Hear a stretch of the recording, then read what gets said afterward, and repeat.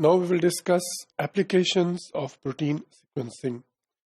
Protein sequencing جو ہے ظاہر ہے اس میں کسی بھی پروٹین میں امینو ایسڈس کی جو ارینجمنٹ ہے اس کو ڈٹرمن کیا جاتا ہے so that helps in different ways.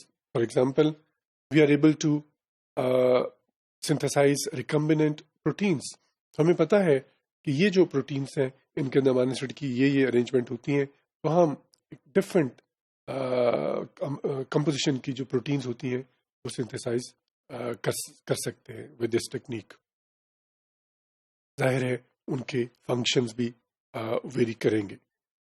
Drug production میں بھی پروٹین سیکوینسنگ ہیلپ کرتی ہے. ہمیں پتہ ہوتا ہے کہ یہ جو ڈرگس ہوتی ہیں یہ خاص پروٹینز کو یا خاص بایو مالیکولس کو ٹارگیٹ کرتی ہیں, تو وہ ڈرگس جو خاص پروٹینز کو ٹارگیٹ کرتی ہیں تو ہم اس طرح وہ ڈرگس سنتھسائز کر سکتے ہیں جو خاص سیکوینس والی جو پروٹینز ہوتی ہیں ان کو ٹارگیٹ کریں گی.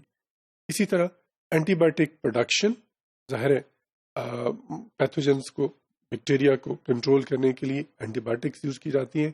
وہ بھی خاص پروٹینز کو جو ٹارگیٹ کرتی ہیں, تو اکارڈنگلی جو اینٹی بایوٹک پروڈکشن ہوتی ہے اس میں بھی یہ جو ٹیکنیک ہوگی وہ یوز ہوتی ہے. Similarly it is used in functional genomics. We are able to identify those genes or those sequence of genes which are involved in the process of translation. تو جو پروٹینز کو بنانے میں یوز ہوتی ہیں, ظاہر ہے جو ان کے جو باقی پارٹ ہوتے ہیں جو پروٹینز میں بنانے میں انوالو نہیں ہوتے, وہ ہم دیکھ سکتے ہیں کہ یہ فنکشنل جینس ہیں, یہ نان فنکشنل جینس ہیں, یعنی یہ پروٹینز میں ٹرانسلیٹ نہیں ہوتی ہیں. تو اس طرح فنکشنل جینومکس میں بھی اس کا جو رول ہے. Similarly we are able to determine protein folding patterns and their organizations, کہ اس میں فولڈنگ پیٹرن جو ہے کتنے پولی پیپٹائڈ چین ہوتے ہیں, ان کے درمیان کون سے فولڈنگ پیٹرن ہیں, پرائمری, سیکنڈری, ٹرشری, اور ظاہر ہے ان کی جو آرگنائزیشنز ہوتی ہیں we are able to determine those organizations as well. Protein sequencing جو ہوتی ہے that also has vital role in proteomics.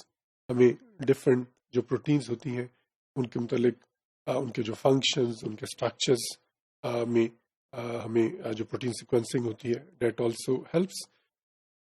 Similarly protein sequencing can be used for the prediction of final structure, functions, and location of proteins.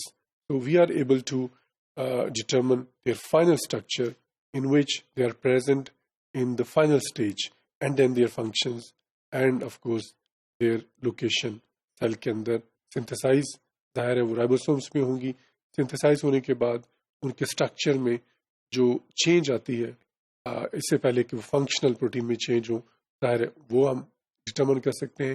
اور finally وہ locate کہاں ہوتی ہیں, کیا وہ پلازما میمبرین کے اندر جا کے لوکیٹ ہوتی ہیں پروٹینز, کیا وہ کسی اور آرگینیلی میں انکارپوریٹ ہوتی ہیں, یا سائٹوپلازم کے کسی خاص حصے میں ارینج ہوتی ہیں, تو یہ بھی پاسبل چیز ہوتا ہے.